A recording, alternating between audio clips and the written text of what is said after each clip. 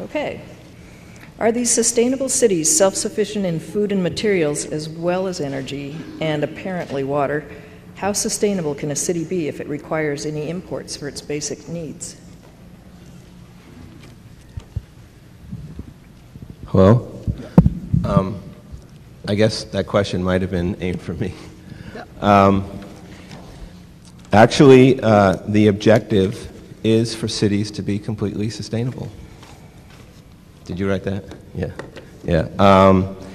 The Bill Dunster, the guy who started the Zed factory company, the architect who made Bed Zed, has a concept called the Zed quarter. And the Zed quarter is a combination of housing, transportation, and food. He says when you get those three things together in a carbon neutral environment, then you have a Zed quarter. And then that's the model of sustainability. So if you have a zero energy farm, okay, so that the tractors are running on biomass that's grown at the farm.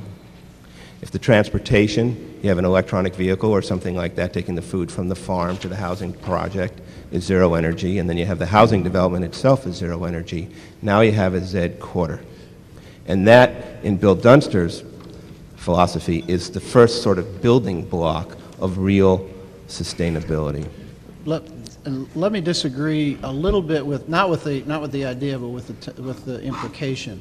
There is a mistake that we make that new technologies replace old. Notice that it's sources and efficiencies and behavior. The efficiencies, I mean, having a zero energy building is really wonderful. I doubt that every building in the future is going to be zero energy because we still have, oil may go away, but there's still lots of energy being developed both centrally, in coal, in wind, in tidal, in nuclear, and decentralized generation of energy, local in situ. So it's going to be a combination of all of those things for the people of the future to deal with. I don't think zero energy for every building is going to be the future, but every building will generate some energy and wastewater and whatever, but there still will be. So it's not either or, it's a both, right? Only the operation itself, it's not the capital. Maybe not. Yes. Right. Let's let somebody else. Yeah, we'll have questions on capital inputs up here, actually.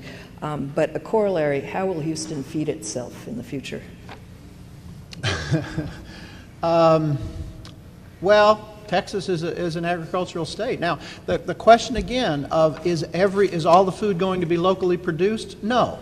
Is more food going to be locally produced? Probably. It's going to be more seasonal, it's going to be more local, but actually you could do an energy calculation in which food from a distance, because of bulk packaging and very efficient transportation, is actually cheaper than some guy driving his pickup truck in from Brenham or College Station or things like that. That it is not always everything has to be local, everything has to be zero development. It is both, and my point about the future is that the people in the future will be so much smarter about that than we are. We don't know. We're now saying, oh, everything's got to be local, everything's got to be this and that. They will know how much energy they're using, just like we know what the price is when we go to the grocery store. They will know there may be actually an energy tag on the peaches or on the tomatoes or on the bread. This is the energy that goes into that. I don't know that that's predicted, but it's possible if people really want, because you got to have information to be able to make decisions. So it will feed itself more local, but not completely. Will there be enough capital to fund the transition to sustainability? How are you going to finance this? Will there be enough materials? Obviously, in the limits to growth, the World 3 model that they used had all of those things in, and everything collapses. So, will there be? One of the scenarios is that if we start early enough, there's a lot of money in the world, and putting that money to this use. It's the fact that we are headed for a trough, no doubt. I will put money on that. It's how deep that trough is and how disastrous it is. And the more we keep heading up in terms of altitude, it's called overshoot and collapse. We're already beyond the sustainability of the planet, clearly, and particularly with peak oil. All that peak oil is arguing about is that the results of that sustainability are going to happen sooner rather than later. It's going to happen within 5 or 10 years, which is our lifetime, and it's a part of our jobs in that. It's not going to be 30, 40, 50 years away. So is there enough? Of course not. Because there is going to be a downturn. Get ready for it. I don't see any way around it.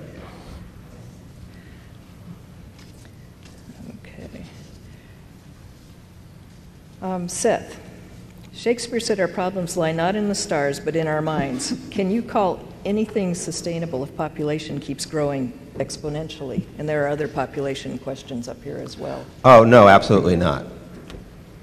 No, population cannot grow sustainably, and it won't. That was an easy question. Well, let me disagree with that. Okay. It depends on what the energy sources and the materials that we have available to us. I don't know that it's one. I mean, one thing, some of you lived through the 70s, as I did. And frankly, I have to tell you that I'm struggling right now with the course I'm teaching on the future of energy with this conference, because I drank the Kool-Aid in the 70s. The sky was falling, it was going to go on. I was on Paul Ehrlich's side all the way. And then what happened was the 80s. And was I surprised, and did I feel foolish, and was this? Now, I don't think that's going to happen again, but we could always be wrong. So could we have a sustainable? Now, we don't expect population, even in the best scenario, population growth of the world is probably going to top out about 9 billion, still a huge number, but it's only 50% more than it is now. In 1970, it was 4x times what it was in 1970. So we're looking at leveling off, so I don't see population, we're not in the population explosion anymore, we're in the growth. Is there going to be, I think that peak oil is a lot more serious than the population growth. What is the business incentive for acting early and taking the risk of technology development yourself rather than waiting for someone else to assume that? The business, I mean, you know that investment is all about timing. The people who made the investments in the 70s, Exxon, one of them, with all of their oil sands projects and their synfuel projects in Colorado, they lost a lot of money. And the companies that were banking on $100 a barrel oil in the 70s, you know, were named Gulf and Getty and things like that aren't around anymore. It is about timing. It is about being at the right time. There is a too late, which we've been talking about. I believe there is also a too soon. Money is the cost of capital, the clock is ticking. If you put money down on a piece of land and you can't start building for 3 years, you've lost perhaps all of your profit margin in that time period. So there is a too soon and a too late. The business incentive, of course, is to get it just right. And when we retool the world, as Seth said, there will be a huge amount of opportunity because people will pay, if they have the money, they will pay for the improvements that are there. Yeah, let me jump in on that for a second, too. You know, the China example is unusual, of course, because it's China, you know, and they can just do what they want. But the examples in London and in the United States, I mean, those are entrepreneurial. I actually know the people who are doing that first project I showed you about, the Forbes redevelopment project in Chelsea. They have every intention of making a lot of money, and I hope they do. And it looks like they're going to. Toyota has made a lot of money on the Prius. Those units are selling quite well, and it didn't cost a lot of money to get a brownfield. You know, the government practically says, okay, you want to clean up this land, you can have it. Right. So you know, that's low-hanging fruit in that situation. The state just gave them $500,000 to put up that wind turbine. You know, if they had to come up with their own money for it, would they have done it? I don't know, maybe not. But now is the era in which the state is funding that type of thing. But eventually that would also make money. Wouldn't need a subsidy. Okay, well, we're not going to be able to get to all of the questions here, so I'm kind of we'll hang around. Yeah, you can catch these guys in the atrium later. I'm going to group these. We've had several questions about China, with Shanghai growing at a zillion people per year here, and the 25% growth in cars. How are you going to reconcile, or how are they going to be able to move to low energy housing? Yeah, right. I mean, also, I mean, the whole China thing. They're expecting something like another 400 million people to move into cities in the next couple decades in China. And we all know they're making a coal plant a week or something like that. So a single city of 500,000, it seems like throwing a pebble at a tidal wave. And I'll be the first to acknowledge that. But someone is throwing that pebble nonetheless.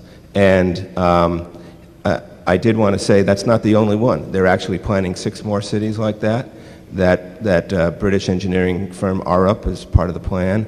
The mayor of London has now announced a 1,000 unit carbon neutral development for London itself. And I think you're going to start just to see this more and more. And let me point out another aspect of future studies is that we don't believe that all of these things will come about.